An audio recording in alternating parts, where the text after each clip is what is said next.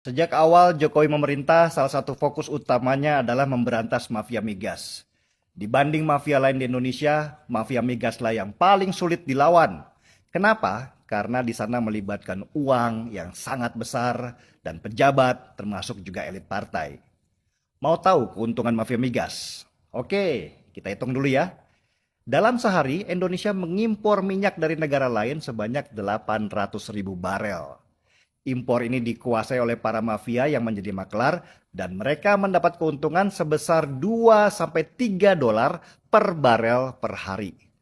Jadi kalau dikalikan, kelompok mafia ini bisa mendapat keuntungan 2,4 juta dolar per hari. Atau kalau dirupiahkan dengan asumsi 1 dolar sama dengan 14.000 rupiah, maka si mafia mendapat untung tanpa harus kerja keras sebesar 33,6 miliar rupiah per hari, saudara-saudara. Kalau 1 bulan kita hitung saja 30 hari, maka si mafia migas dapat keuntungan 1 triliun rupiah per bulan. Dari keuntungan itu sebesar 30%-nya minimal dibagi-bagi ke banyak pejabat dan partai.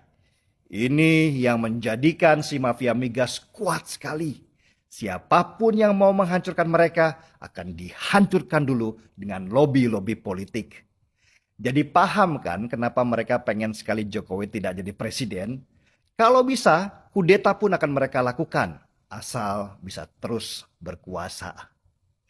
Jokowi sudah menugaskan banyak orang untuk memberantas mafia migas itu.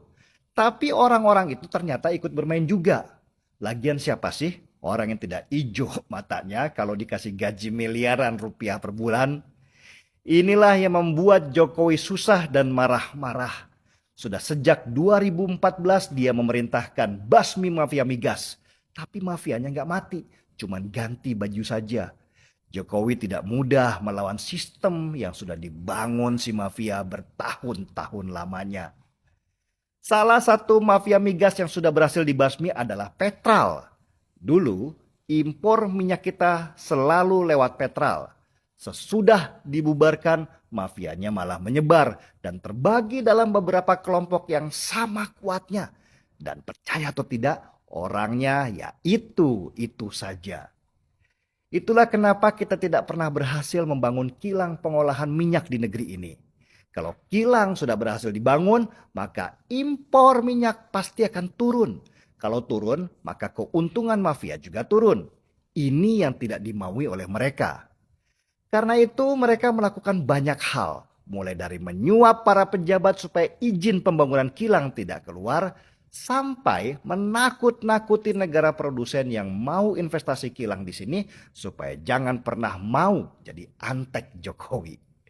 Selain itu, para mafia juga merencanakan kudeta seandainya Jokowi terpilih jadi presiden lagi.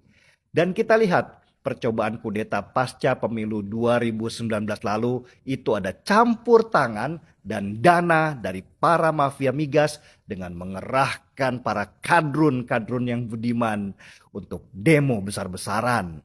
Kalau bisa bikin chaos supaya Jokowi bisa diturunkan paksa. Sejak awal Jokowi tahu itu, tapi dia harus bermain cantik supaya nasibnya tidak seperti Gus Dur yang diturunkan di tengah jalan. Dia mau tidak mau harus kompromi supaya Indonesia tenang dan tidak kacau ketika sedang mengusik sarang lebah yang sudah lama bersarang. Itulah kenapa saat Jokowi menjadi presiden lagi, salah satu ucapannya yang dikenal adalah sekarang saya tidak punya beban. Yang disebut tidak punya beban adalah dia akan mengerahkan semua kekuatan untuk menghancurkan para mafia migas itu yang selama ini dilindungi banyak elit partai yang mendapat bagian. Salah satu panglima perang yang dia siapkan adalah Basuki Cahayapurnama atau Ahok. Jokowi sudah kenal Ahok sejak lama dan tahu kinerjanya. Masuknya Ahok di komisaris utama Pertamina adalah perintah Jokowi. Ahok tidak dijadikan menteri, juga tidak dijadikan direktur. Tugas utamanya adalah melaporkan langsung kepada Jokowi siapa-siapa orang yang selama ini terlibat sebagai mafia dan Jokowi yang akan menjadi eksekutornya.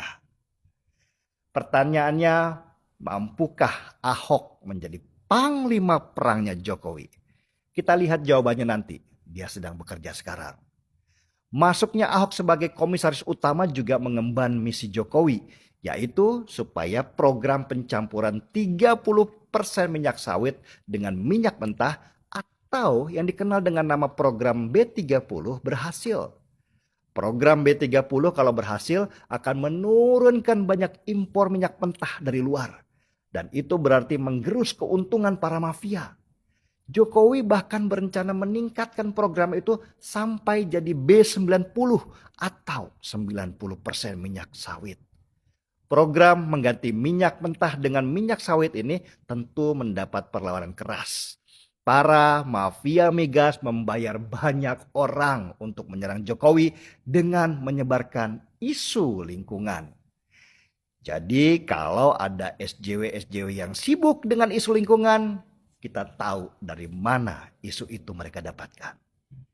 Bukan hanya lawan di dalam negeri, Jokowi juga menghadapi lawan dari luar untuk program B30 ini. Terutama Uni Eropa yang melarang penggunaan minyak sawit di negaranya. Apa kata Jokowi waktu menghadapi situasi itu? Kita lawan mereka, katanya tegas. Jokowi memang tidak main-main dalam melawan mafia migas. Segala upaya dia lakukan, tapi tetap dengan main cantik supaya tidak terjadi kerusuhan. Jadi paham kan mengapa menjadi presiden yang benar itu tidak mudah? Harus ada skala prioritas dalam menentukan siapa lawan terkuat. Karena kalau musuh terlalu banyak dalam satu kesempatan, Jokowi bisa jatuh berdebam. Jokowi berpacu dengan waktu karena ada indikasi kalau para mafia migas mundur sejenak untuk mengatur kekuatan. Dan kekuatan mereka nanti ada di Pilpres 2024. Mereka sedang mengatur siapa calon presiden berikutnya yang akan merusak semua pekerjaan Jokowi sekarang dan menjadikan mereka berkuasa lagi.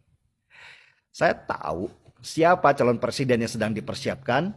Anda juga pasti tahu, yaitu dia yang sedang mempersiapkan narasi pribumi dan seiman. Markibong, mari kita bongkar semuanya. Kebetulan saya sedang di Selandia Baru, di Christchurch. Saya tidak punya kopi untuk diseruput, terpaksa seruput sirup dulu.